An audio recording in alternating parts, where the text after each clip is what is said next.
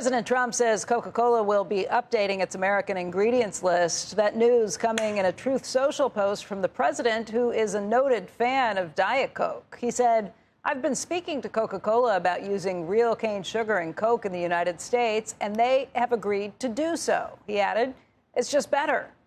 U.S. Coca-Cola is made with high fructose corn syrup, at least as best as we know. It is a secret recipe.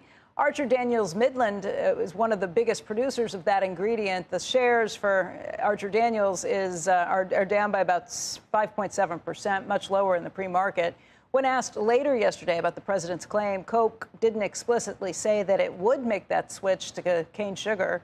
In a statement, the company said, "We appreciate President Trump's enthusiasm for our iconic Coca-Cola brand. More details on new innovative offerings within our Coca-Cola product range will be shared soon." So if you're reading through the corporate speak here, it sounds to me like, oh my gosh, he made public comments that we were making to him kind of privately with maybe something we're planning. I would almost wonder, based on that statement, if they're just going to do a different line of Coke that says pure cane sugar and keep the old stuff there, too. In fact, they go on to say that they're thinking about introducing something called New Coke. Which, do you remember that? Yes. Like one of the greatest. It was during the Cola Wars and it with tasted Pepsi. like... Pepsi. Yeah. I mean, the reversal on that was...